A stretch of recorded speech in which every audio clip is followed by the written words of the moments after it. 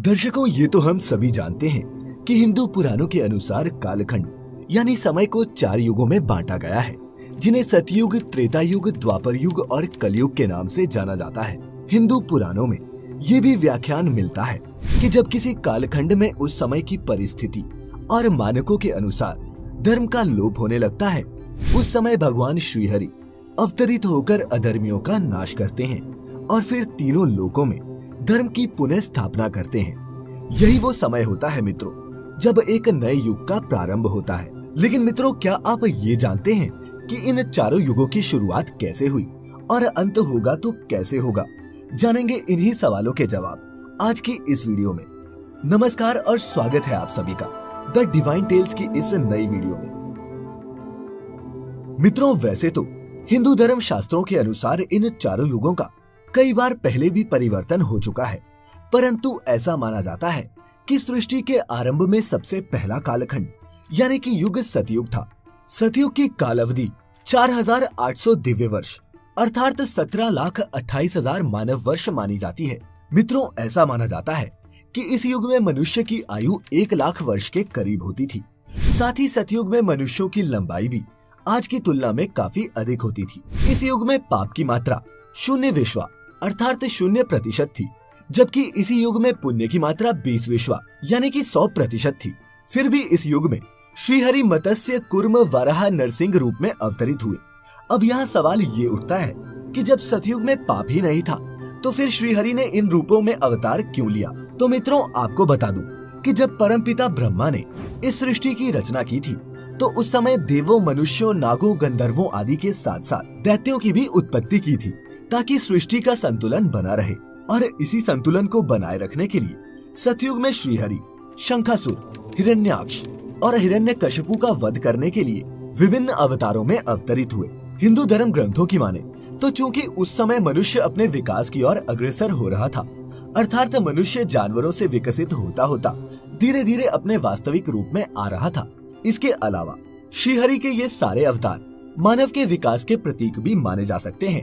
लेकिन दर्शकों, अब यहाँ ये सवाल उठता है कि सतयुग का अंत कैसे हुआ?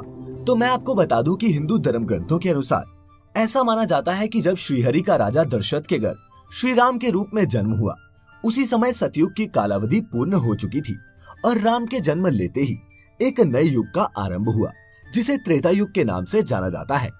त्रेता युग की बात करें तो इस युग में श्रीहरि ने वामन और श्री राम के रूप में पूर्ण अवतार लिया, जबकि परशुराम के रूप में उन्होंने अंशावतार लिया था।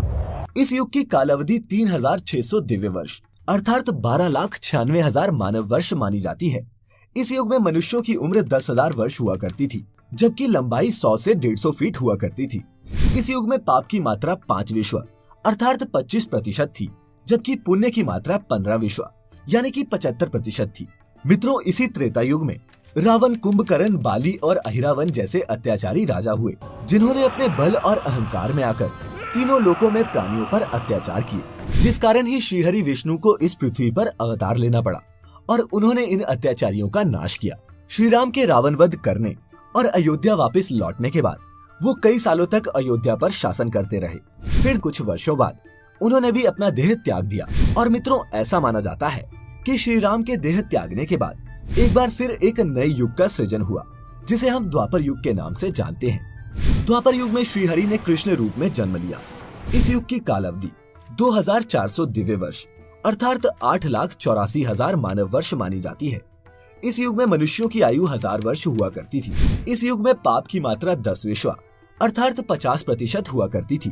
द्वापर युग को युद्धों का युग भी कहा जाता है, क्योंकि इस युग में धर्म के लिए कई युद्ध हुए।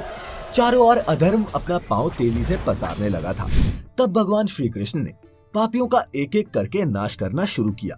जब महाभारत युद्ध के पश्चात सभी अधर्मियों का नाश हो गया, तब युधिष्ठिर को हस्तिनापुर का राजा घोषित किया गया।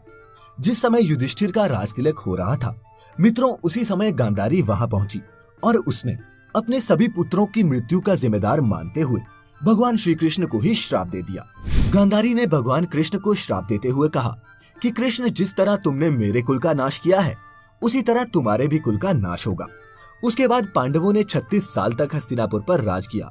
फिर गांधारी के दिए श्राप के कारण भगवान श्री कृष्ण की द्वारिका नगरी की स्थिति दिन ब दिन बिगड़ने लगी। द्वारकावासी मदिरा पीकर आपस में ही लड़ने लगे और एक दूसरे को मारने लगे। अंत में हालात इतने बिगड़ गए कि पूरा यादव वंश ही खत्म हो गया। इसके बाद एक दिन भगवान श्री कृष्ण एक वृक्ष के नीचे विश्राम कर रहे थे, जिस समय किसी शिकारी ने भगवान कृष्ण पर ही निशाना साध दिया। क्योंकि भगवान ने मृत्यु लोक में जन्म लिया था, इसीलिए इस मनुष्य रूपी शरीर से उन्हें एक न एक दिन दूर तो होना ही था। अतः भगवान श्री कृष्ण ने अपना देह त्याग दिया और बैकुंठ धाम चले गए। उधर जब इस बात की सूचना युधिष्ठिर को मिली तो उनको भी समझ आ गया कि अब उनके जीवन का उद्देश्य भी समाप्त हो चुका है। द्वापर युग इस समय अपनी समाप्ति की ओर था और कलयुग का प्रारंभ होने वाला था। इसी बात को ध्यान में रखते हुए युधिष्ठिर ने हस्तिनापुर का राजपाट परीक्षित को दे दिया तथा खुद चारों भाइयों और द्रौपदी के साथ हिमालय की ओर अपनी अंतिम यात्रा के लिए निकल पड़े। फिर पांडवों के हस्तिनापुर से निकलते ही कलयुग का आरंभ हो गया। और मित्रों, आज हम इसी कलयुग में जी रहे हैं। इस युग में पाप की मात्रा 15 विश्व अर्थात 75% मानी जाती है, जबकि पुण्य की मात्रा सिर्फ 5 विश्व यानी कि 25% ही रह गई है। मित्रों, आपको ये भी बता दूं कि अभी कलयुग का प्रथम चरण ही चल रहा है और ऐसा माना जाता है कि कलयुग का प्रारंभ 3102 ईसा पूर्व से हुआ था, यानी कि अभी तक कलयुग ने अपने 5120 वर्ष ही पूरे किए हैं, जबकि इसके अंत होने में अभी 4,26,880 वर्ष बाकी हैं। परंतु कलयुग का अंत कैसा होगा, इसका वर्णन पहले ही ब्रह्म पुराण में किया जा चुका है। ब्रह्म पुराण के अनुसार कलयुग के अंत में मनुष्य की आयु महज 12 वर्ष रह जाएगी। इस दौरान लोगों में द्वेष और दुर्भावना बढ़ेगी। कलयुग में उम्र जैसे जैसे बढ़ती जाएगी, वैसे वैसे नदियां सूखती जाएंगी। बेईमानी और अन्याय से धन कमाने वाले लोग बढ़ने लगेंगे। धन कमाने के लोभ में मनुष्य किसी की हत्या करने से भी नहीं झिझकेगा। इंसान सभी धार्मिक कार्य करना बंद कर देंगे। गाय दूध देना बंद कर देगी। मानवता नष्ट हो जाएगी। लड़कियां बिल्कुल भी सुरक्षित नहीं रहेंगी।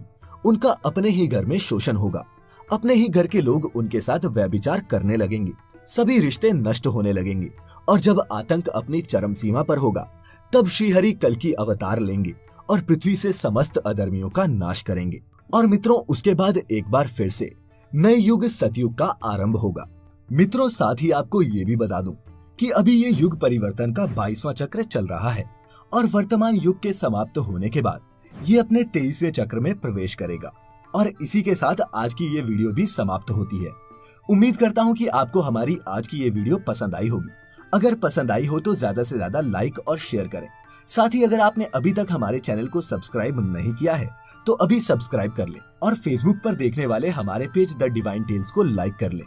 आज की वीडियो में फिलहाल इतना ही। अब हमें इजाजत दें।